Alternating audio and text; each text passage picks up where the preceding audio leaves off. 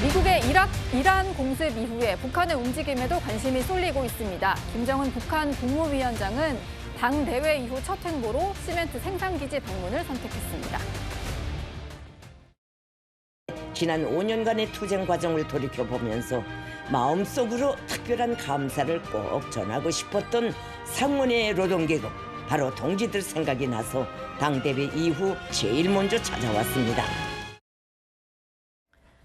네, 김정은은 이제 별 아무렇지 않다. 대외 행보 나 문제없이 하고 있다라는 걸 좀 보여주려는 것처럼 시멘트 생산기지를 방문을 했고요.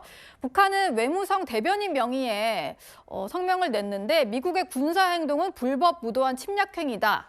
좀 강력한 비판 성명을 내기는 했습니다. 백 박사님, 네. 북한의 메시지는 좀 어떻게 해석을 해야 될까요? 지금 뭐 이스라엘과 미국이 이란을 공격했던 그 요번 작전은 국제법적으로 문제가 아예 없는 건 아닙니다. 그래서 그 비난은 받고 있는데 그런 뭐 국제법적 문제를 제기하려고 하는 것이 아니라 선례를 차단하기 위해서 이런 강력한 메시지를 내고 있다고 봅니다. 왜냐하면 지금 그 똑같이 지금 이제 소위 말해서 적성 국가라고 최고의 로그 스테이트라고 명명됐던 국가 중에 남아 있는 국가가 지금 카메네이라고 하는 그 수장이 없어졌으면 그 북한의 김정은, 김일성 그 가문밖에 없는 상황이거든요. 예. 그래서 김정은은 아마 걱정을 하고 있을 겁니다. 아, 이게 혹시 이 파편이 나한테도 오지 않을까. 그래서 미리 이 선례를 이건 선례가 아니다라는 거를 차단하기 위해서 이게 강력한 메시지를 지금 낸 것으로 보입니다. 예. 지금 이제 얘기를 해주신 대로 뭐 조지 부시 대통령 때는 악의 축이다 이런 표현을 썼고 트럼프 대통령은 불량 국가라는 표현을 쓰는데 3대 악의 축이자 3대 불량 국가 중에는 지금 이제 북한만 남았다 이런 얘기가 나옵니다. 왜냐하면 베네수엘라 마두로 대통령이 축출이 됐고 하메네이도 폭사를 하다 보니까 북한을 마지막 타겟으로 하지 않겠냐 이런 전망들이 나오는 건데요. 이현종 위원님, 네.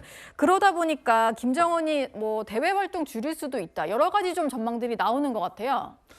사실 북한에 대한 폭격 계획이 없었던 건 아닙니다. 클린턴 대통령 시절에 북폭 계획이 있었거든요. 북한에 대한 핵을 규제하기 위해서.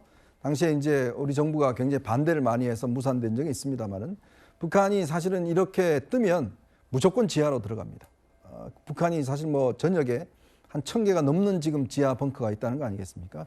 김정은 같은 경우는 아마 이런 것 때문에 지금 이제 대외 행보를 하는 것은 아무런 뭐 이게 없다라고 이야기를 하지만 내부적으로는 굉장히 긴장하고 있을 겁니다. 왜? 트럼프 대통령이 실행을 했잖아요. 베네수엘라에 들어갔고 지금 이란에 했지 않습니까? 예. 그동안 역대 대통령과는 다르게 한다면 하는 지금 스타일이잖아요. 그렇다면 북한이 만약에 ICBM이나 등등 여러 가지 어떤 상황에 대해서 트럼프 대통령이 심기를 건드리면 충분히 자신들도 대상이 될 수 있다는 판단을 하는 것이고 예. 이렇기 때문에 아마 이제 핵에 대한 집착은 더 강해질 것 같다는 생각이 들어요. 왜냐? 지금 사실은 이란 같은 경우도 핵무기 개발의 문제 때문에 지금 미국이 지금 공격을 하는 거 아니겠습니까? 근데 이미 북한 같은 경우는 핵무기를 지금 많게는 100기 정도 가지고 있다는 거 아니겠어요? 예. 그러다가 이제 최근에는 발사 실험을 이제 하지 않습니다만 ICBM 발사 실험 같은 경우에 그런 것들은 굉장히 미국을 자극할 수가 있는 거거든요. 지금 아까 좀 전에 백 박사님 말씀해 주셨지만 이란 같은 경우는 미국까지 갈 수 있는 이 미사일이 없습니다. 그러니까 그거에 대해서 공격을 못하지만 북한은 그걸 지금 거의 실용화 단계에 있는 거거든요. 그렇다면 오히려 트럼프 대통령 입장에서는 만약에 북한이 계속적으로 저런 식으로 나간다 그러면 충분히 단행할 수가 있고 그리고 그런 어떤 상황이 올 수도 있기 때문에 아마 제가 볼 때는 북한 입장에서 보면 이번에 이란 공격을 보고 엄청나게 긴장을 하면서 앞으로 미국에 대해서는 계속적인 대화의 메시지를 발신하지 않을까 그런 생각도 듭니다. 예. 그리고 뭐 하메네이가 37년간의 어떤 철권 통치를 하다 보니까 북한의 어떤 이제 김일성부터 해서 김정일까지 인연이 꽤 깊은 편입니다. 북한과 꽤 밀착을 했던 사이인데요. 89년에는 김일성과 정상회담을 갖기도 했었고 그 이후에도 뭐 계속해서 좀 친분을 이어왔는데요. 백 박사님께 좀 여쭤보겠습니다. 북한 입장에서는 상당히 뭐 우방국인 이란이 이렇게 폭격을 당했고 하메네이가 폭사까지 한 상황이잖아요.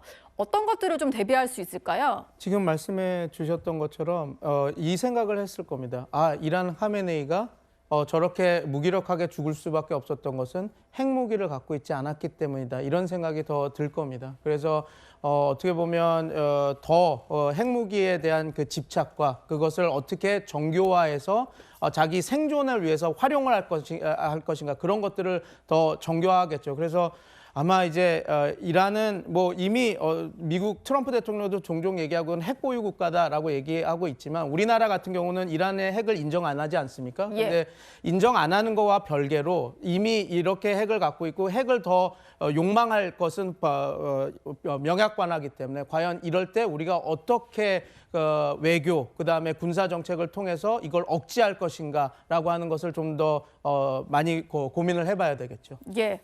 그러면은 앞으로 미국과 대화를 하기보다는 핵을 조금 더 키우고 어떤 그 무력을 과시하는 거에 좀 집중을 할까요? 아니면 이런 상황에서 차라리 그냥 대화 쪽으로 좀 선회를 하는 걸 택할까요?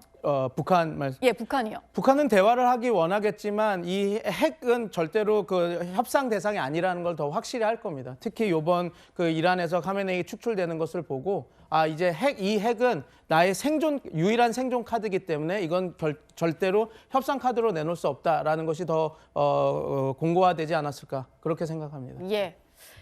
핵에 대해서는 더 절대 놓칠 수 없는 카드로 들고 있을 거다. 이런 해석까지 들었습니다.